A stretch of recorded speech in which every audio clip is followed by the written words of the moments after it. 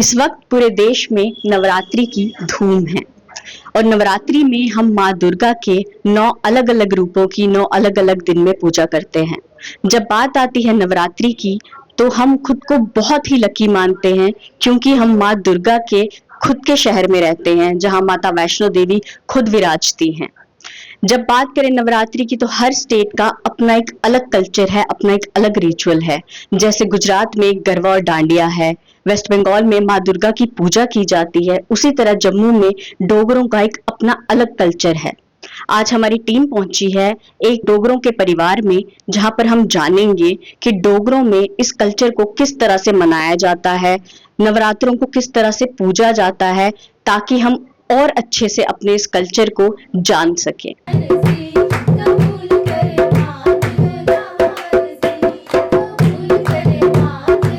तो चलिए बात करते हैं अब इस परिवार के सदस्यों से।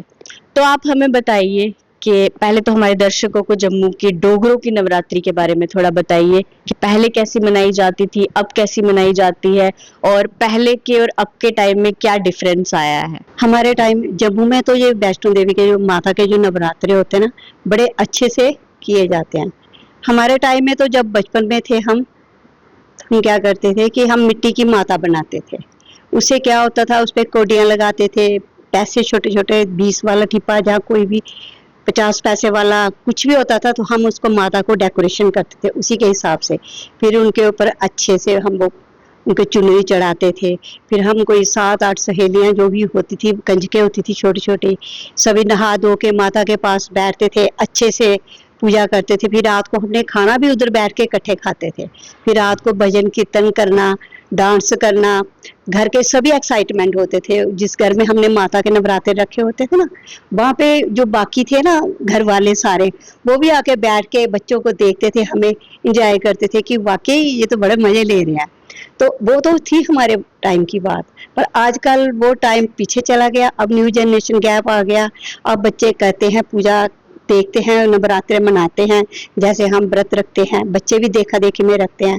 लेकिन हमारे वाला जो पैटर्न था वो अब नहीं आ रहा है, क्योंकि हमारे टाइम में मिट्टी के बनाते थे। आजकल बच्चे हमने आजकल की जो न्यू हमारा टाइम जो आया, उसके बाद घर का माहौल ही सारा चेंज हो गया, एटमॉस्फेयर। उसमें क्या हो गया कि पहले तो पूजा रूम होते ही नहीं थे घर पे, आजकल पूजा रूम बन गए हैं घर पे।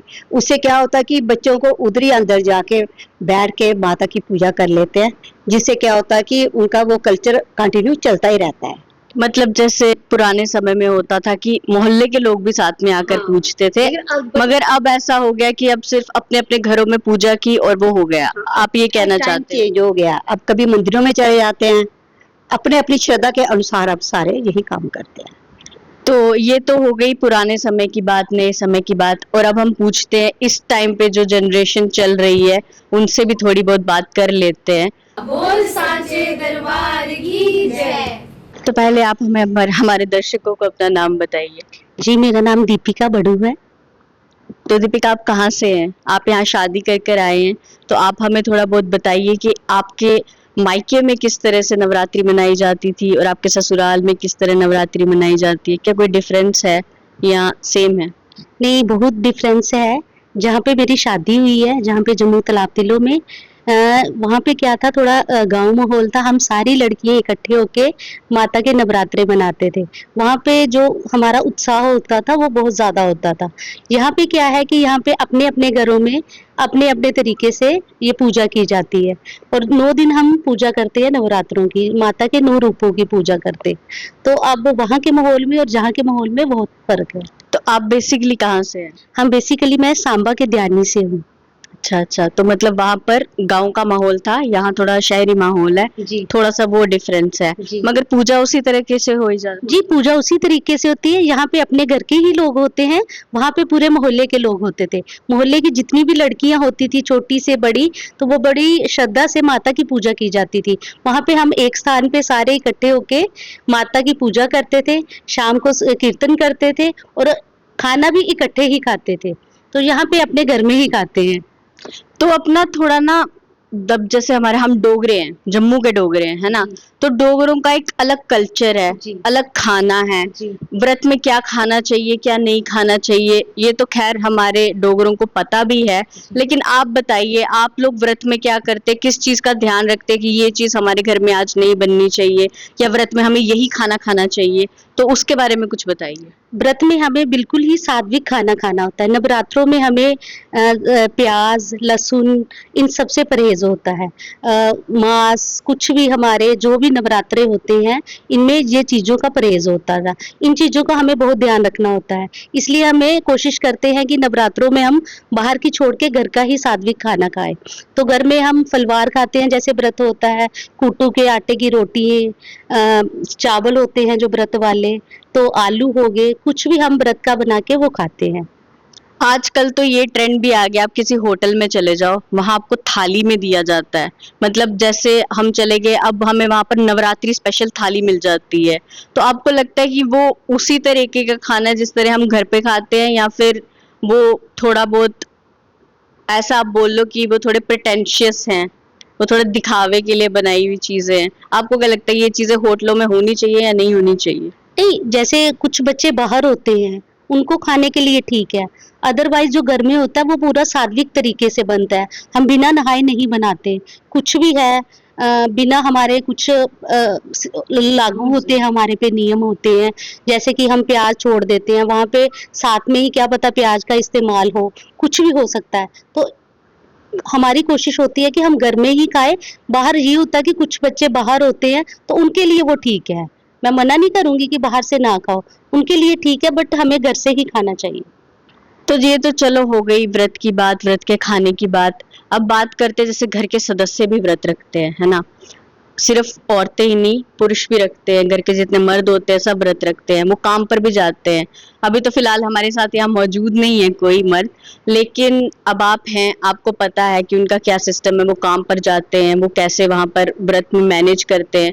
तो आप उनके खाने के लिए क्या करते हो, आप उनको यहाँ से मतलब बना कर देते हो, या वो बिल्कुल ही फलाहार के बिना का व्रत भी रख लेते हैं, कुछ इस तरह का, मतलब कुछ होता है कुछ ऐसा? नहीं होता है, नियम तो होते हैं, क्योंकि वो सुबह खा के जाएँगे फलाहार।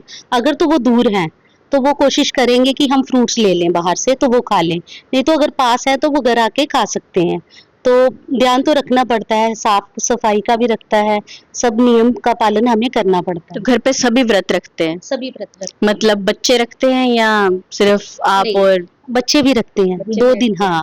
कुछ लोग तो पूरे नवरात्रे रखते हैं, कुछ फर्स्ट और लास्ट रखते हैं, कुछ लास्ट वाले 2 रखते हैं। वो अपनी जितनी भी अपनी इच्छा हो वो रख सकते हैं। तो आपको क्या लगता है कि हमें क्या करना चाहिए कि हमारी जो ये नई जनरेशन है वो इस कल्चर को फिर से एक बार अच्छे से सीखे और अपनी आने वाली पीढ़ियों में इस कल्चर को पास ऑन करे? तो आपको क्या लगता है कि क्या करना चाहिए उसके लिए? देखिए, हमें ये शुरुआत अपने घर से ही करनी चाहिए, क्योंकि हम सब लोगों को तो सिखा ही नहीं सकते हैं। क्योंकि अगर हम अपने घर से ही, अपने बच्चों से ही शुरुआत करेंगे, तो हम हमारा डोगरा कल्चर जो विलुप्त होता जा रहा है, जो हमारी कल्चर है, वो हम घर से स्टार्ट करेंगे, तो अपने बच्चों को स्टार्ट करेंगे, तो ये आगे तक जाएगा। अगर हम अभी नहीं बताएँगे, तो कभी नहीं होगा। तो इसलिए हमें अपनी जो नई जनरेशन है, उनको अपने घर से स्टार्ट करके आगे से अपने डोगरा कल्चर को बढ़ाना चाहिए।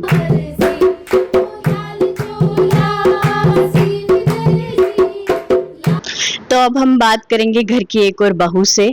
तो आप हमें बताइए, आप कहाँ से हैं?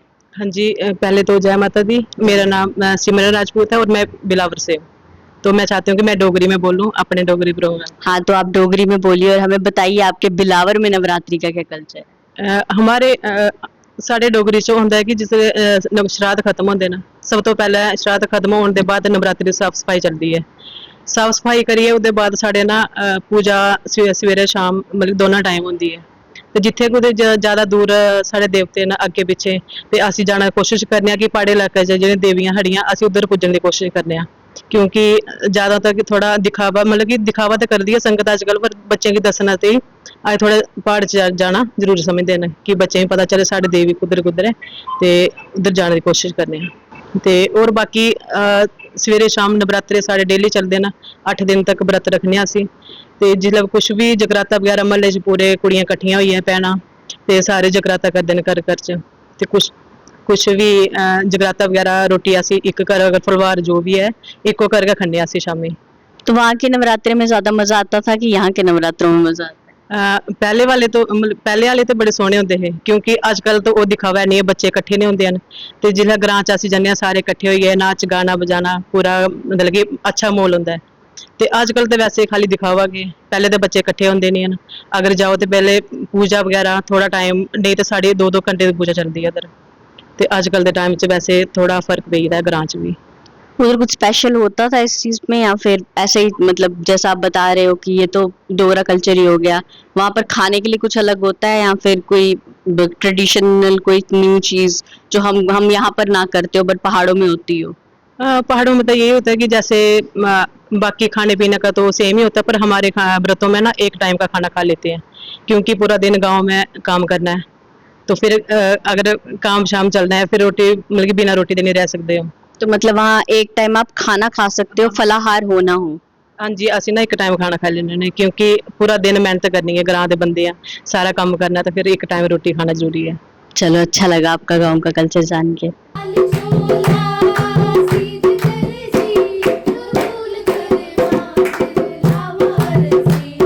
अब हम बात करेंगे घर के छोटे बच्चों से या बोल सके नई जनरेशन से कि ये नवरात्रि किस तरह से मनाते हैं और इन्हें क्या पता है नवरात्रि के बारे में।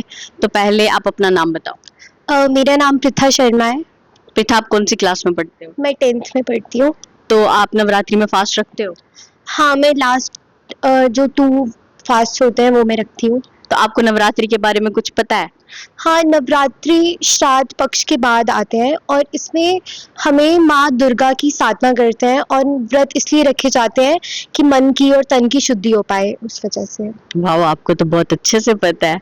तो आपको दादी नानी कहानी तो बताते होंगे, तो आप हमारे दर्शकों से कोई माँ दुर्गा की कोई ऐसी कहानी शेयर कर सकते हो जो आपको आपकी दादी या नानी ने बताई और आपको अभी तक याद हो? मेरे को बस एक कहानी याद है कि जब माता कंजक रूप में थी, माता वैष्णो देवी, तो तब उन्हें भैरव तंग करते थे। तो वो भागती भागती, मतलब भैरव उनके पीछे आ रहे थे और वो भागती भागती यहाँ त्रिकुटा हिल्स पर गई और वहाँ पे उन्हें छुपे ही वो वहाँ पर छुप कर बैठी थी।